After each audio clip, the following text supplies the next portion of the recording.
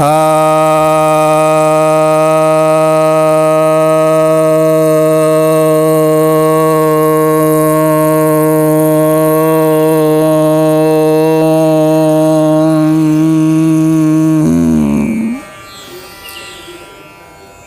भक्तजनों को सब प्रेम नमन। भक्तों, आज मैं आपके समक्ष श्रीमद् भगवद गीता के दूसरे अध्याय के 8वें श्लोक पर प्रवचन करने जा रहा हूँ।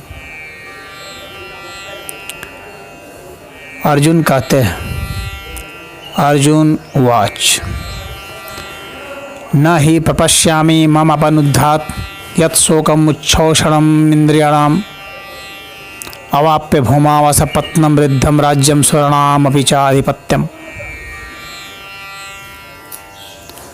अर्थात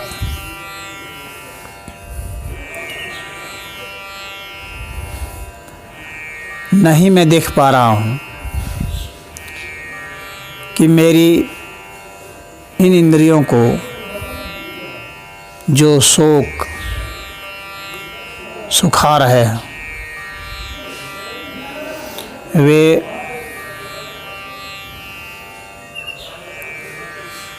पृथ्वी के अकंटक राज्य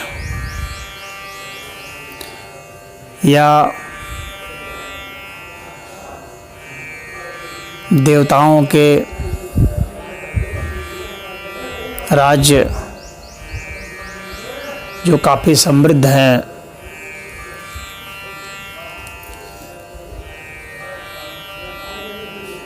उनको भी प्राप्त करने के बाद हासिल हो सकता है। यानी अर्जुन यह कह रहे हैं कि यह जो हमारी इंद्रियां सूख रही हैं, ये शोक के कारण सूख रही हैं। अर्जुन का विश्लेषण यहाँ पर ठीक है कि शोक के कारण, विषाद के कारण, कायरता के कारण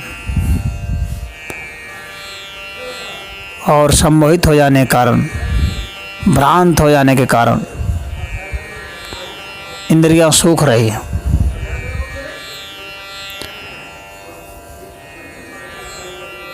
हमारी आँखें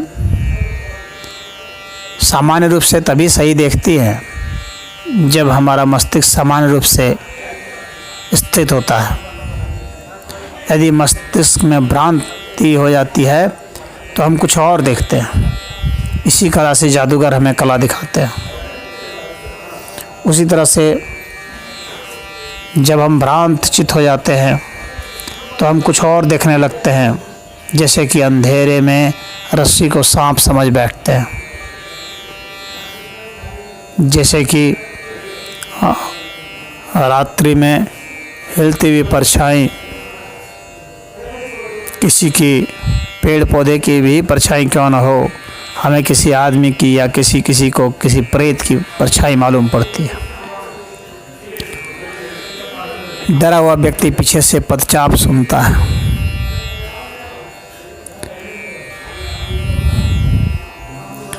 उपवास किया हुआ व्यक्ति रोटी की सुगंध को सूंघने लगता है, क्योंकि इंद्रियां सूख रही हैं। तो ऐसी परिस्थितियों में जब इंद्रियां सूख रही होती हैं तो इसका मतलब है हमारा चित्त भ्रांत हो चुका है, हमारा चित्त क्लांत हो चुका है, हमारा मन मस्तिष्क हमारे वश में नहीं है। तो इसलिए भगवान ने बराबर उपदेश दिया है गीता में कि मन मस्तिष्क को अपने कब्जे में रखो, वही असली विजेता होता है, क्योंकि उसकी इंद्रियां तब उसके अनुसार कार्य करती हैं, अन्यथा इंद्रियां भ्रांत हो जाती हैं। हमें कुछ और स्वाद लगेगा,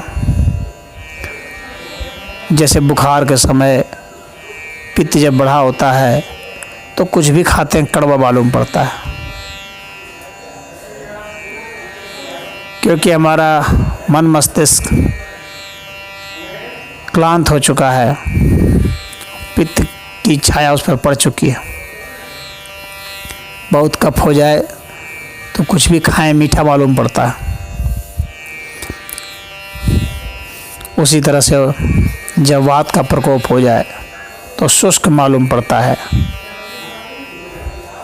नीरस मालूम पड़ता है।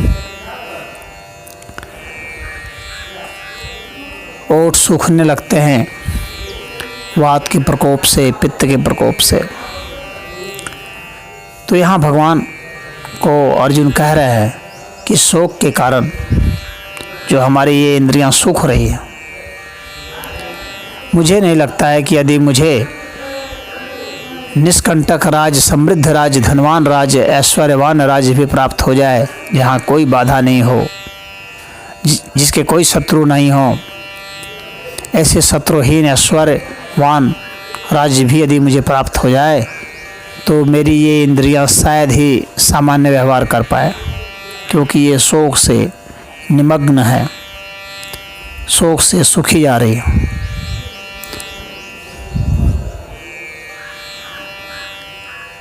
हर एक राजसी भोग वाले की यह वृत्ति होती है कि उसे निष्कंटक राज्य मिले, यानी जहाँ उसका एक अधिकार हो, जहाँ उसके शत्रु नहीं हो, सारे शत्रु को वह जीत चुका हो और वह काफ़ी समृद्धशाली राज्य हो, जहाँ उसका ही आदेश चले, निर्देश चले। तो सत्ता के जितने लोलुप लोग हैं उनकी ऐसी इच्छा होती है। तो यहाँ अर्जुन को ऐसी ही इच्छा है, इसलिए वो कह रहा है कि यदि ऐसा राज्य भी मुझे मिल जाए तो मेरा ये शोक दूर नहीं होगा शायद। और यदि मुझे देवताओं के द्वारा सेवित राज्य मिल जाए, देवता भी मेरे अधीन हो जाएं, स्वर्ग मुझे मिल जाए, ये मेरे अधीन हो जाएं, तो भी ऐसा लगता है, प्रतीत होता है कि यह शोक मुझे नहीं छोड़ेगा, ये मेरी इंद्रियों को सुखा के दम लेगा। इसलिए शोक का उपाय एक तरह से वो पूछना चाह रहा है, जानना चाह रहा है।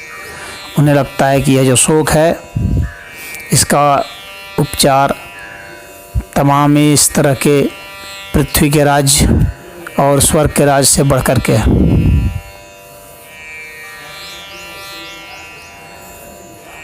तो अर्जुन ऐसा चाह रहे हैं कि भगवान उनसे इस शोक से उबारें, क्योंकि स्वर्ग का राज्य और इस पृथ्वी का राज्य और इस कंटक राज्य भी उसे इस शोक से मुक्त करने में समर्थ नहीं है।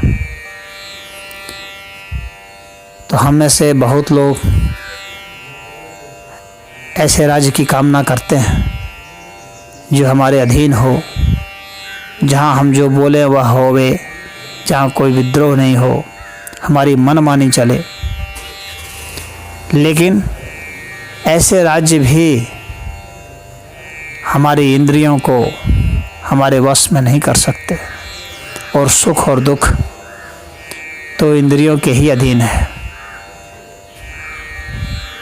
मन हमारा इस तरह के राज्यों को पाने के बाद भी संतुष्ट नहीं हो सकता, वह क्लेश में रहेगा। इसीलिए बड़े बड़े राजा इंद्र भी स्वयं हर समय दुखी और डरे हुए रहते हैं।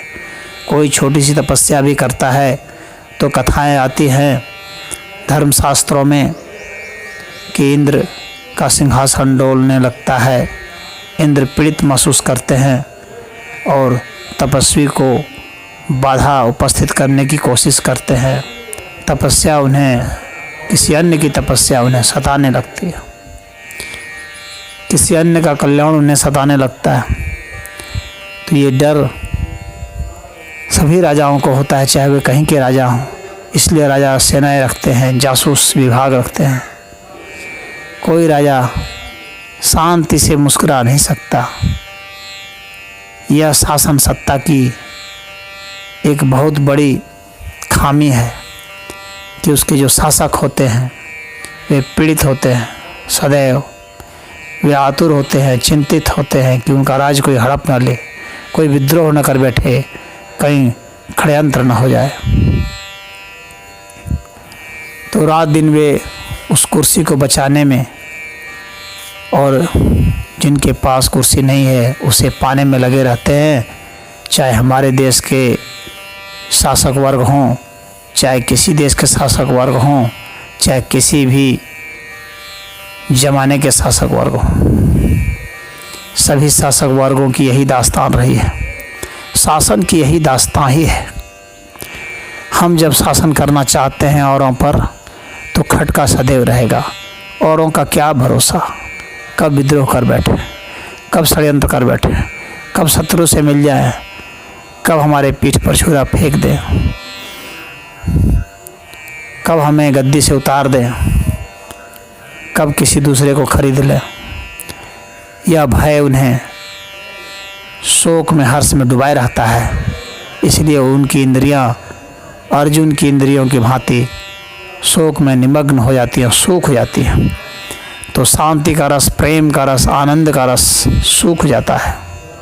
वहाँ हिंसा, घृणा, क्रोध, लोभ, मोह, मद, मत्सर, इसी के रस फलीभूत होते हैं। राजसी सत्ता सात्विक सत्ता से दूर हो जाती है। बहुत बिरले इतिहास में ऐसे हो पाए हैं जो सात्विक सत्ता से ओतप्रोत होकर के राजसी सत्ता को संभाले हुए रहते हैं, जैसे राजा जनक या भगवान राम या भगवान कृष्ण, ऐसे चंद लोग। तो अर्जुन यहाँ अपनी सत्ता पाने के लिए आए हुए हैं युद्ध के मैदान में, और अब उन्हें लग रहा है कि उनकी इंद्रियां उन्हें सत्ता पाने के बाद भी दुख देंगी। तो भला सत्ता पाकर के क्या होगा, यह विचारवान व्यक्ति सोचता है। जो राजनीतिक लोग हैं, जो शासक लोग हैं, यदि वे ऐसा सोचने लगे तो वास्तव में धर्म की स्थापना हो सकती है। क्योंकि राज सत्ता यदि सात्विक हो तो मनुष्य का कल्याण हो सकता है, और यदि नहीं हो तो वह मनुष्यों का कल्याण क्या करेगा, अन्यों का कल्याण क्या करेगा, स्वयं उसे ही शोक में डुबा देगा। तो इस शोक से उबरने के लिए आध्यात्मिक उपचार ही संभव है, किसी राज सत्ता से संभव नहीं है। एक राज के बदले से 2 राज्य भी दे दिए जाए, 10 राज्य भी दे दिए जाए, तो शोक से उबर नहीं सकता। इस चीज़ को अर्जुन समझ गए थे, और इसीलिए भगवान से इसका निदान पूछ रहे हैं।